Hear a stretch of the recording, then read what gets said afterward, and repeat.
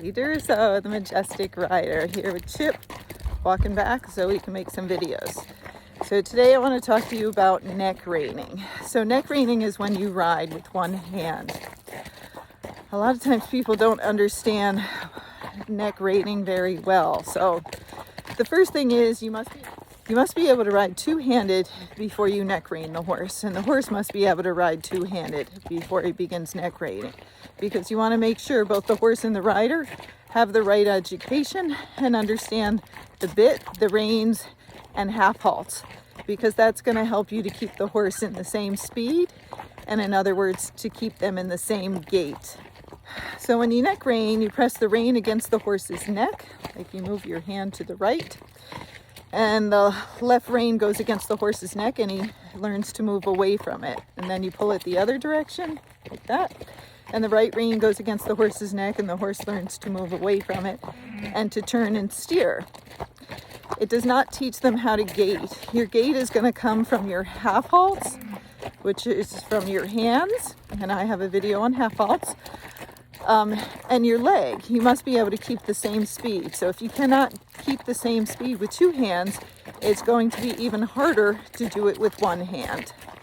The easiest way to ride the gaited horses is with two hands. And when you can keep that horse in gait, keep the same gait, keep the same rhythm, and you have good control, then you can start neck reining your horse. But you want to make sure when you do neck rein them that their head's not coming way up in the air, that their head is somewhat neutral, and that their back is neutral, that you're not inverting their back a whole bunch, because in time that's not going to make a horse that's going to hold up. So you're trying to keep their back either neutral or rounded, but not, too inverted for long periods of time. You can invert them to help them to get the gait, but then again over time you want them to gait with a neutral back and a neutral kind of head set. Once you got that, then again you can do it on the neck rein and practice it.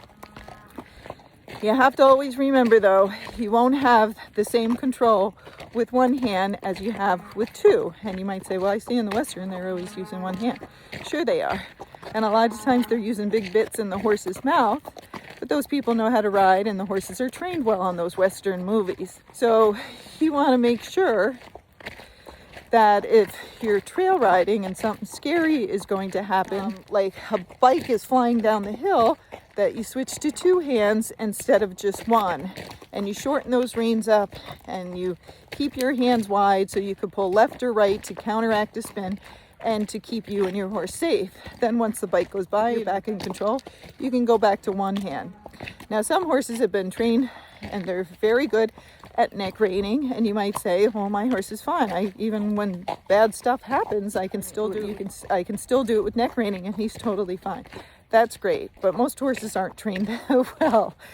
And even if they learned to neck rein, they did not learn it very well or for long periods of time. And so when things go wrong, they go back to reacting and not thinking. So that's the time that you'd want to ride with two hands instead of one. And remember, you're a lot stronger with two hands than one, okay?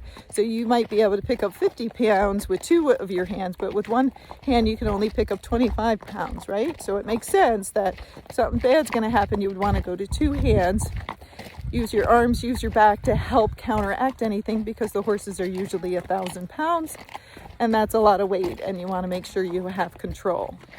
The biggest mistake I see is that people are trying to neck rein these gaited horses, and the gaited horse is not trained very well, so he doesn't know how to stay in gait. They're neck reining them. They don't know how to half halt, and they don't know the gait, so they don't know how to keep that rhythm with one hand. So remember, you have to be able to do it with two hands and do it very well before you go to one hand. And, if you're just walking and you're not gaiting or anything, sure, you could do it with one hand.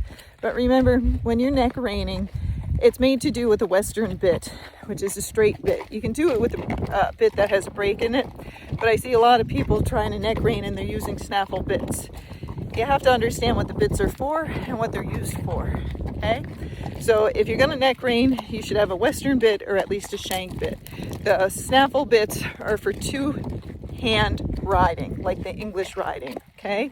because it's going to give you more strength, because the snaffle is not very much bit, but it also doesn't move the same as a Western bit, and it's not going to help you in the end with the neck reining if that's what you want to do.